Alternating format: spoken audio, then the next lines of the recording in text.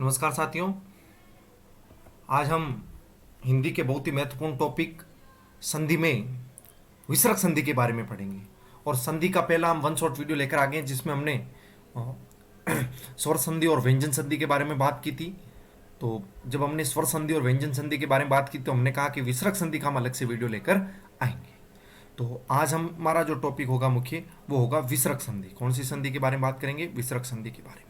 और इससे पहले बता दूं, इसको देखने से पहले एक संधि का हमने वन शॉट वीडियो ला रखा है, ठीक है। तो संधि के वन शॉट वीडियो में हमने एक तो स्वर संधि कवर की थी। कौन सी संधि कवर की थी? स्वर संधि कवर की थी। और दूसरी हमने व्यंजन संधि कवर की थी। कौन सी संधि कवर की थी? व्यंजन संधि कवर की थी, ठीक है। और इस स्वर संधि में हमें पता है इसके 5 प्रकार पड़ते हैं। और मैंने आपको व्यंजन संधि टोटल 11 नियमों के आधार पर खत्म की थी। तो अब तक टोटल हम 16 नियम पढ़ चुके हैं। कितने नियम पढ़ चुके हैं? 16 नियम पढ़ चुके हैं। अब विसर्ग संधि में कितने नियम लाऊंगा और विसर्ग संधि कितने नियमों में आपको अच्छे से समझा दूंगा, इस चीज के बारे में मैं आपको बता रहा हूं। तो विसर्ग संधि के हम कितने नियम पढ़ेंगे? 9 नियम पढ़ेंगे। और 9 नियमों में तो 16 पहले और 9 ये, तो टोटल मिला के कितने नियम हो गए? 25। और 25 नियमों के यदि आप एक बार देख लोगे तो मेरी गारंटी है संधि का कोई भी क्वेश्चन गलत नहीं होगा। तो आज हम विसर्ग संधि के बारे में पढ़ेंगे और विसर्ग संधि का ऐसा कंसेप्ट लाएंगे जिसको आप कभी भी भूल नहीं पाओगे। हो सकता है कभी कंफ्यूजन हो जाता है, लेकिन आज के इस वीडियो देखने के बाद विसर्ग संधि आप कभी भी नहीं भूलोगे, ये मेरी गारंटी है। तो मैं संजय कुमार भांबू और ये जो वीडियो है रीट, पटवार, SI, RS अन्य कॉम्पिटेटिव एग्जाम के एस्पिरेंट्स के लिए है। तो लेट्स स्टार्ट। तो देखो विसर्ग संधि। अब विसर्ग संधि के बारे में हम पढ़ रहे हैं। तो विसर्ग संधि में देखो कौन कौन सी इंपॉर्टेंट चीजें हैं। तो एक चीज आपको ये मिल रही हो कि भाई जब भी हम दो संधियों का विच्छेद करते हैं तो एक शब्द इस तरफ आता है और एक शब्द इस तरफ आता है।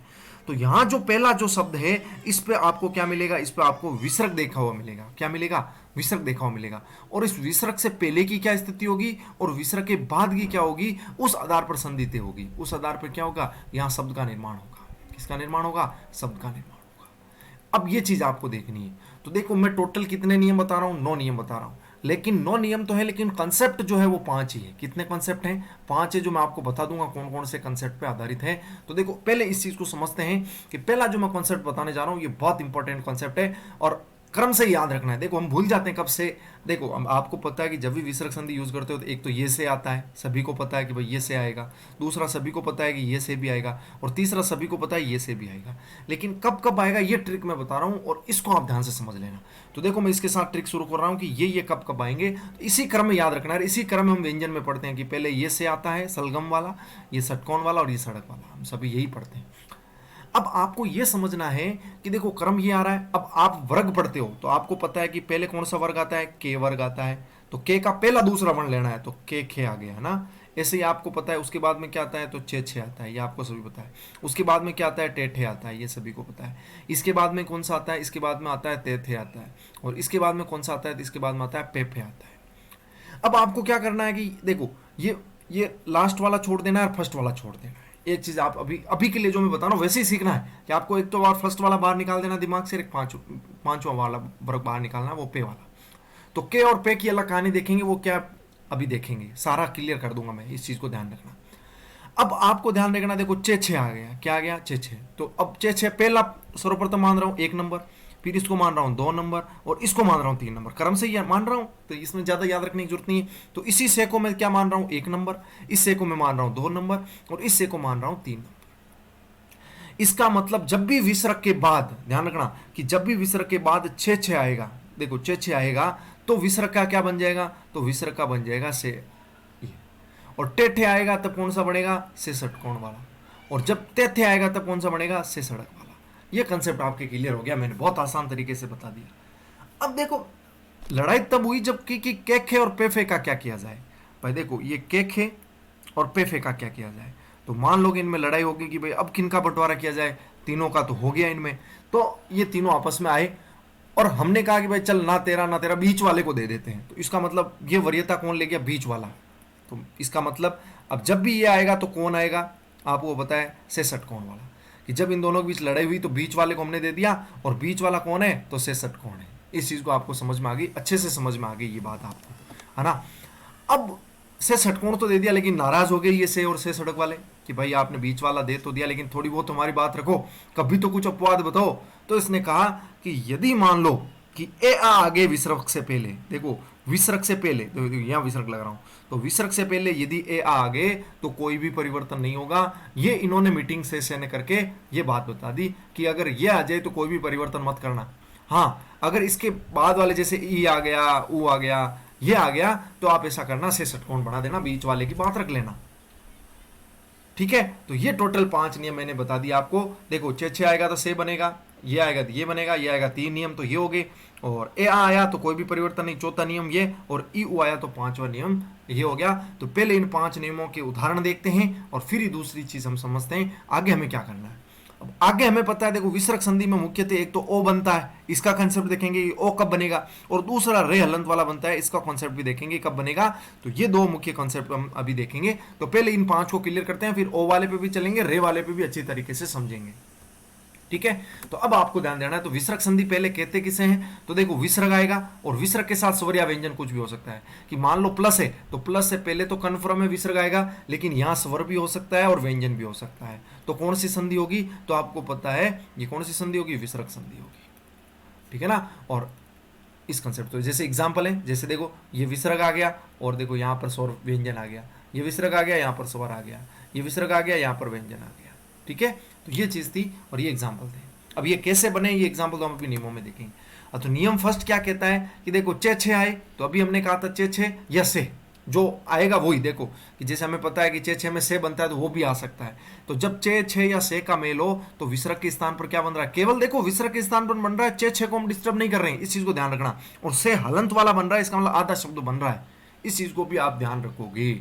तो देखो आधा शब्द बनेगा, ध्यान रखना कौन सा शब्द बनेगा, आधा शब्द बनेगा। जैसे देखो नी, ये विसर्ग आ गया और विसर्ग के बाद क्या आ गया, ये चे आ गया, तो आधा से बन गया, तो इसका मतलब नी प्लस चे क्या हो गया, निश्चय। ऐसे दू प्लस चरित्र विसर्ग आ गया, बाद में चे आ गया तो दुश्चरित्र।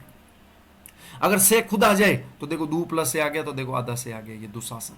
ठीक है, ऐसे निःशुल्क आ गया तो देखो निःशुल्क ये है। तो हम शुद्ध नहीं लिखते हैं, हम निःशुल्क को कई बार यूं ही लिखते हैं कि ये निःशुल्क है, जबकि ये गलत है। इसका सही प्रोनाउंसिएशन यदि हिंदी आकरण के हिसाब से देखें तो ये यूं लिखा जाना चाहिए, निःशुल्क। ठीक है ना, तो आज के बाद ये गलती मत करना। तो पहला नियम तो मैंने आपको पहले ही समझा दिया कि छे आते हैं, कौन सा बनेगा, ये से वाला बनेगा, ये कॉन्सेप्ट में हम पहले ही समझ चुके हैं। दूसरा नियम देखो टेढ़े वाला आ गया, तो टेढ़े वाला तो बीच वाला आ जाएगा, टेढ़े या से खुद ही आए तो देखो ये से हलंती बनेगा। तो देखो जैसे धनु, ये विसर्ग आ गया, इसके बाद टे आ गया, तो देखो ये आधा से आ गया। ऐसे देखो ये टे आ गया, विसर्ग आ गया, तो आधा से आ गया। इस प्रकार ये दूसरा नियम कंप्लीट हुआ। तीसरा देखो मैंने बताया था ते थे या से आ जाए, तो ते थे वाले में से सड़क वाला बनता है, वो भी आधा। तो देखो ये अंत्य, ये विसर्ग आ गया, प्लस तल आ गया, तो ये देखो ये से आ गया, अंतस्थल। ऐसे तारण आ गया, तो ये से आ गया। ऐसे नमस्ते में ध्यान रखना, नमः प्लस ते होता है। ठीक है, बहिस्थल में बही प्लस स्थल होता है, मनय ताप में मनस्ताप होता है, निस्तेज में निही प्लस तेज होता है। ठीक है, ऐसे निसंदेह में देखो हम निसंदेह, ये सही होगा, ध्यान रखना। दुस्साहस में ये देखो दुस्साहस ऐसा सही होगा, निस्वार्थ ऐसा सही होगा, दुस्साध्य ऐसा होगा, निसार ऐसा होगा, निसाय ऐसा होगा। अब चौथा नियम देखो वो आ गया कि यदि ए आ हो और उसके बाद देखो ये मैंने बताया था चारों के पे, ये लड़ाई वाली बात थी। तो इन्होंने अपनी बात रखवाने के लिए, किन्होंने, कि इस सेने और इस सेने अपनी बात रखवाने के लिए क्या कहा कि कोई भी परिवर्तन मत करना, जो का त्यों रख देना। तो देखो जैसे प्रातः प्लस काल हो गया, तो देखो प्रातः काल ऐसा ही लिखा जाता है। तो आपको पूछा ही भाई ऐसा क्यों आ रहा है, तो आप कहते हैं ना भाई लड़ाई हो गई थी और के आ गया, और के आ गया, तो इसका मतलब पहले ए आ गया। देखो प्रातः में ए या आ है, तो इसमें तो ए है, अभी हमें पता है। तो ए आ गया और बाद में के वर्ग आ गया, इसका मतलब कोई चेंज नहीं आएगा। ऐसे वैक्रम हो गया, अंत्यकरण हो गया, अंत्यपुर हो गया। ये एग्जाम्पल आपने देखा। अब सबसे बड़ी बात है कि इसके अपवाद भी हैं। तो देखो से ने लड़ाई करके एक तो क्या कर दिया, एक तो ये कर दिया कि कुछ भी परिवर्तन मत करना, और एक लड़ाई करके क्या कह दिया कि कुछ अपवाद बना दो इसका, ताकि ये थोड़ा कठिन हो जाए। तो इसमें अपवाद भी आपको याद रखने हैं। तो अपवाद यदि पूछा जाए तो चौथे ही नियम में है और किसी नियम में नहीं है। तो देखो अपवाद चौथे नियम में, ये स्टार मार्क है सारे के सारे अपवादी। ठीक है, जैसे भास्कर है, भा प्लस कर, हालांकि परिवर्तन नहीं होना चाहिए, लेकिन से सड़क आ गई, तो इसने सड़क की बात रख ली। तो मुख्यतः पलड़ा किसकी तरफ चला गया, सड़क की तरफ पलड़ा चला गया, अपवाद के तौर पर। ठीक है ना, तो अपवाद के तौर पर सड़क की तरफ चला गया। तो इस चीज को आपको ध्यान रखना। जैसे नमः प्लस कार, नमस्ते में तो ध्यान रखना नमः प्लस ते है, और नमस्कार में नमः प्लस कार है। इस चीज को आपको ध्यान रखना। नमस्कार, पुरस्कार, पुरस्कृत, तिरस्कार, श्रेयस्कर, बृहस्पति, ये आप अपवाद याद रखना। ठीक है, स्टार मार्क लगा दिया। और नियम 5 आपको पता है, ए आ को छोड़कर कुछ भी आए। देखो ए आ को छोड़कर कुछ भी आ जाए तो आपको पता है क्या बनने वाला था, से षटकोण बनने वाला था। ये बीच वाला है, जो बीच का हल निकला था वो है। जैसे नी प्लस कलंक निष्कलंक, अवि प्लस कार आविष्कार, नी प्लस फल निष्फल, बही प्लस कार बहिष्फल, नी प्लस पाप निष्पाप। और ये जैसे दुष्कर्म हो गया, बहिष्कृत हो गया, निष्पक्ष हो गया, धनुष्पाणी हो गया, दुष्परिणाम हो गया, चतुष्पथ हो गया, चतुष्कोण हो गया, निष्काम हो गया, ये सारे के सारे हो गए। अब देखो नियम नंबर 6 क्या कहता है। तो ये कॉन्सेप्ट ए क्लियर हुआ। अब ये देखो कॉन्सेप्ट नंबर 2 आ रहा है, और इस आपको चीज को समझना है कि ये कॉन्सेप्ट कैसे काम करेगा। कॉन्सेप्ट नंबर 2 कि देखो विसर्ग से पहले यदि ई हो, देखो ई, तो ई को हम कैसे बनाएंगे, वो भी छोटी वाली है। तो देखो छोटी वाली को मैं बना रहा हूँ यूं करके, और चलो जैसे मैं कलर चेंज कर लेता हूँ। जैसे ई को जो छोटी वाली बना रहा हूँ, तो देखो ये छोटी वाली आपको बनाना है, और यूं करके है, ठीक है। तो ये छोटी वाली ई है। अब छोटी वाली ई है और देखो छोटा वाला ऊ है, ध्यान रखना, छोटी वाली ई है और छोटा वाला ऊ है। और विसर्ग के बाद क्या होना चाहिए, ये रे होना चाहिए। देखो ये स्टार मार्क लगा रहा हूं, ये रे वाली कहानी पे जुड़ेगा। तो विसर्ग का क्या हो जाता है, लोप हो जाता है।